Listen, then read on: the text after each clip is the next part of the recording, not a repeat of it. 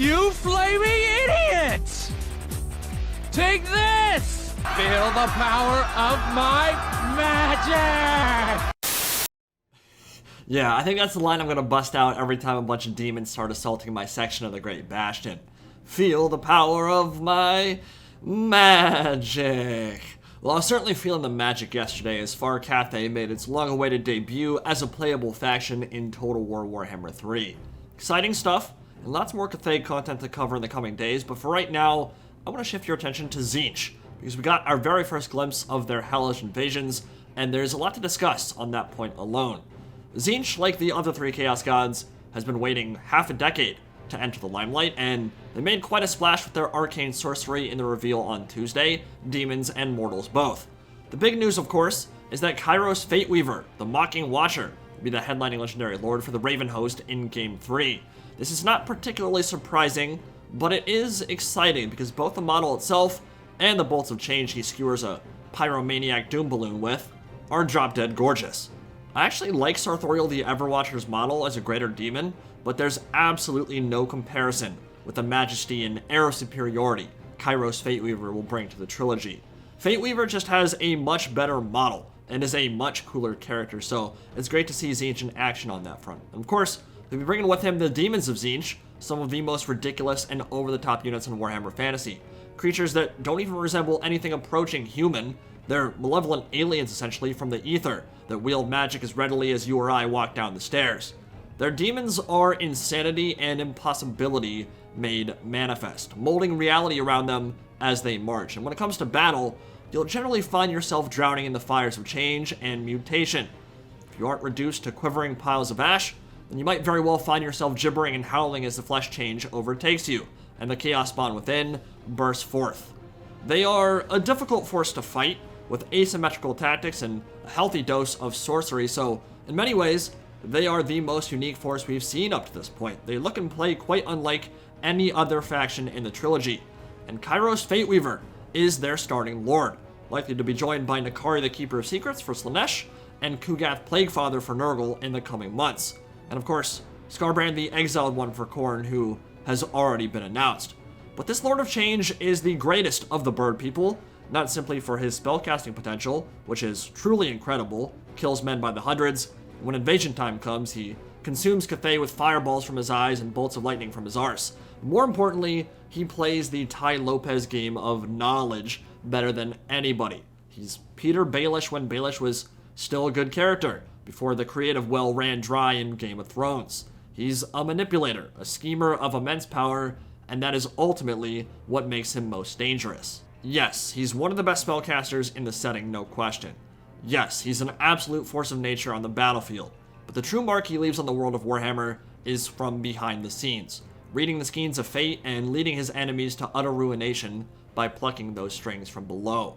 He is the keeper of Tzeentch's hidden library, deep within the realms of chaos, and because of a fun little run-in he had with his patron god, he knows every single spell in existence. Back in the day, at the heart of the Impossible Fortress, Tzeentch wanted to enter the Well of Eternity to become truly omniscient, but he realized that entering the Currents of Infinity could rip apart his very essence and essentially kill him. So instead, he grabbed Kairos by his twin necks and hurled him into the well so that he could probe the inky depths and report back what he had seen. When the Fateweaver re-emerged, he was a hell of a lot smarter, which is saying a lot considering he was a bit of a prodigy already, and could suddenly read the skeins of fate better than even Tzeentch himself. His right head sees every possible future as clear as day, except for when exceptionally powerful magics weaved by someone like Archaon or Mazda Mundi are befuddling him, and his left head sees the past without the petty colorations of perspective and bias. This gives him an immense amount of influence over the future and incredible knowledge of the past. The problem is that while Tzeentch is a master of time, past, present, and future, Kairos cannot read the present. Both of his heads are blind to the here and now, which means in battle, he fights just like any other Lord of Change. Still a very lofty bar, as greater demons are quite powerful, of course, but he can't divine the immediate future to, say, instantly dodge the bite of Tyrion's blade. To make up for that, he just blows shit up with hyper-powerful spells and wrecks people with overwhelming salvos of magical energy, as he did in the trailer. In the year 2520 of the Imperial calendar, he led an army of demons to acquire the 12 enchanted artifacts of the OG Grail Companions, and for 12 months, his armies ransacked Bretonnia, destroying castles and growing ever more powerful with each new acquisition. It wasn't until Mousillon came under attack that Nurgle grew somewhat unwilling to allow that rampage to continue, as many of his favorite plagues ran rampant there, and he has a long and storied rivalry with Tzeentch, so he sent his armies too. There was a big free-for-all, and only a heroic charge by King Lewin and the Grail Knights sealed the deal, sending all the demons screaming back into the Sea of Souls. Just like every other headliner Greater Demon, he makes a bunch of appearances in novels, army books, and lore, and to that end, he's a relatively important character. Functionally, though, he's a high-tier jobber, if we're being honest. His job is to be scary and present a big challenge to important protagonists, but ultimately, his job is to lose. That's true of Nakari, that's true of Kugath Plaguefather, that's true of pretty much every Chaos Demon until the end times. Now on the tabletop, Kairos is hands down a top 3 spellcaster, arguably the greatest magic user in the game.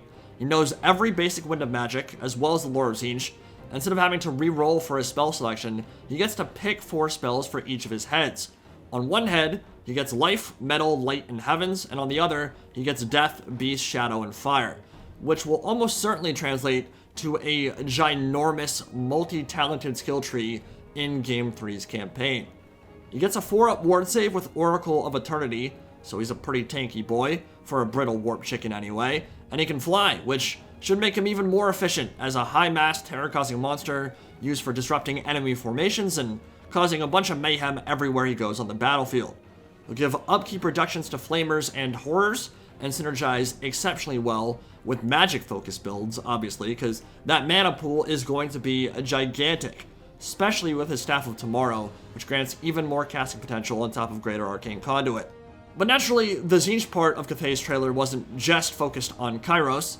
He also had a demonic host accompanying him on his mission through the Great Bastion. So far, we've seen Screamers, Pink Horrors, Blue Horrors, Flamers, Single Entity Exalted Flamers, Chaos Knights on Discs of Tzeentch, and Chosen. That's all that's been revealed up to this point. Now, I have a lot to say on the topic of Mortals, so if you want to hear my opinion on that front, stick around. But first up, we should probably talk Demonic Roster, because of the Tzeentch content we've seen so far, that was clearly the focus. Pink and Blue Horrors are the foot soldier sloggers of the Changer of Ways, lesser demons that are so freakishly evil, they're almost kind of adorable. They form the vanguard of magically adept armies, rushing forward in a massive limbs and leering faces, blasting huge waves of energy, and taking the brunt of gunpowder lines and cavalry charges as meat shields, essentially. But there's a pretty huge issue when destroying a Pink Horror. They're gonna split right down the middle when they die and become 2 Blue Horrors, which are a smaller, ruder version of the pink guys. So what you'll see on the battlefield is a bunch of Pink Horrors get murdered, then transform into twice as many snickering little blue guys. Any one of them can turn a fully armored knight into ash. So you can imagine facing down entire regiments of Tzeentchian twins would get pretty goddamn terrifying. You can actually see the range attack for Pink Horrors in Games Workshop's new video. It's almost like a precursor mortar launch attack with pink energy that isn't crazy long range, but is kind of like an opening javelin volley, except this time it's radiant explosions. Pretty interesting. But Screamers are a different animal entirely. They're Chaos Manta Rays that search for souls, seeking out extreme emotion on the battlefield, where agony, hatred, and love run fierce. Once they settle on a target, they will swoop down from above in the blink of an eye, slicing through armor and flesh like a Beyblade, feasting on the essence of their victims, and basically finding the mortal echo they leave behind and eating it, taking it back into the warp. In many ways, they function like flying chariots, in that they aren't meant to stay in melee, but rather charge through enemies, slicing down everything that gets in their way right before they bust out the other side. What's even more curious about Screamers of Tzeentch is that with their Lamprey's Bite special rule, they will also be bonus first large, which is kind of a walking juxtaposition, and might mean their Warhammer 3 implementation will be a bit different than what they had in terms of rules from the tabletop. Might be challenging to create a bonus first large flying chariot war beast that can charge all the way through infantry and exit on the opposite side of the regiment. But besides the Screamers, you'll notice that Tzeentch's roster has a pretty heavy emphasis on fire, which tends to have a devastating psychological effect on enemy morale. warp-infused napalm that will mutate your body, turning you into chaos spawn, as well as cause unrelenting agony, is a potent force multiplier, which flamers use to good effect as well. Maybe the weirdest looking unit in all of Warhammer, certainly the most otherworldly. They really don't resemble any sentient species at all. They look and float almost like jellyfish, covered in gaping maws that spew gouts of multicolored warp flame. These demons are often the first into the breach during assaults on citadels, and certainly during attacks on the Great Bastion, because stone, wood, and cover offers little protection against their flames. And the Exalted Single Entity version should be even more powerful. You can see it shooting tons of purple flame in the screenshot down below. Overall, quite liking the demon models here. It's pretty much exactly what I was expecting, mostly just straight up translations from the tabletop game, and if the full roster reveal goes anything like Khorne's, they will have essentially their entire demonic army roster from 8th edition. Every Tzeentch demon will be there, which, to be fair, is not crazy difficult, considering there are only a handful of Tzeentch demons present in the army book anyway. But that brings us to the mortals that were unveiled yesterday, and this is where I'm a lot less happy with what we've seen. As is usually the case with these early trailers, my initial impression is pretty hype. We got to see Chaos Knights running Discs of Tzeentch, which is an awesome idea in theory. I don't believe full units of those ever existed in tabletop before, so that's new. And Discs were generally reserved for high-ranking sorcerers and a mount option for lords, so having Flying Cav mounted by cool-looking Tzeentch Knights is an awesome idea. And if they were truly ridden by special-looking Tzeentchy warriors, I think we could all get behind that super well. But just like the Chosen of Tzeentch in some of the screenshots, the actual execution leaves a lot to be desired. Let me lead off by saying the Tzeentch Chosen in those screenshots legitimately might not be finished yet. That isn't copium, that's just logic. We've already seen similar stuff happen during the marketing cycle for Khorne and Kislev, with naked gore beasts running around free of their chariots and brown bears for the Icy North, which apparently aren't even in the final roster or game. I'm not saying that's the same thing as having placeholders here in your official marketing materials. I'm just saying that these types of screenshots don't always reflect the final product, and we have plenty evidence of that. Logically, for the unveiling of a new race never before seen, you want to shine the spotlight on Cathay first and foremost. The Tzeentch elements are simply a teaser for whetting the appetite, not the full unveiling. The full Tzeentch roster, the full Tzeentch trailer, will come later. People are saying it makes no sense to create a whole new model to be used in screenshots, just to replace them later, but the point is, it's not a new model. They might have just taken what they already had in terms of assets and put them in while they work on creating something better. And it doesn't make sense to blow your whole load and show off all the shiny new toys when the Changer of Ways isn't even the focus in this gameplay reveal. We're probably 6 months from release now after the delay. There's a lot of work left to be done. The Tzeentch roster might not even all be modeled yet. Well-crafted, chosen, unique to each god would be a nice selling point for Chaos, and CA knows that, so they might be holding them back for the full reveal, or they might not be ready for public consumption yet. All of that is entirely possible. With that said, I don't think these are actual placeholders, and because of that, it makes zero sense to stay quiet on this topic, wait around for launch day, and then find out it's exactly what we all feared. Better to speak up now and politely say, hey, this is unacceptable. This kind of thing defeats the purpose of what separate Chaos factions are supposed to achieve. Because at least that way, if CA doesn't have any plans to improve it at the moment, we can give our feedback and hopefully get it changed. Remember, we're being sold on the idea that each Chaos God is as different from each other as the Empire is to the High Elves or Bretonnia. That is literally what the devs have told us in their marketing. And these are not demon-only factions. These are mono-gods that combine the demons and mortals of Chaos together into one roster. Which means both elements deserve their own special care and attention, especially considering how long the Warriors of Chaos have languished in misery. They need a lot more than just a color palette swap to be done justice. As I said yesterday, I'm okay with there being a handful of recolors shared across all 4 Chaos factions. I don't think Warhounds, for example, need to each have these crazy and unique looking models for each god. But marked Chaos Warriors and Chosen are a big part of the draw here. They are a different story. And the Tzeentch Chosen we have at the moment literally look like the undivided Chosen that have been in the game for 5 years. Like, if you put them right next to each other right now, the only important difference is that they're slightly blue. Maybe a new symbol on a pauldron, maybe a couple new spikes. but I'm not even sure about that. It might have just been stuff that had already been created. None of it looks Tzeentch related. None of the iconography or visual flair, besides the color, marks them as Tzeentch aligned. It's the same helmets, it's the same armor, it's the same ornamentation, it's the same shields we've had since 2016. They don't even have ensorcelled arcane weapons, just a generic gray sword. That is not okay. The whole point of making the 4 Chaos God rosters separate was to create visually and mechanically distinct races. Copy-pasting every warrior unit between the 4 is not a good way to achieve that, especially when we already have unique-looking Khornate warriors that have set the expectation that each of the gods' mortal units will look different from each other.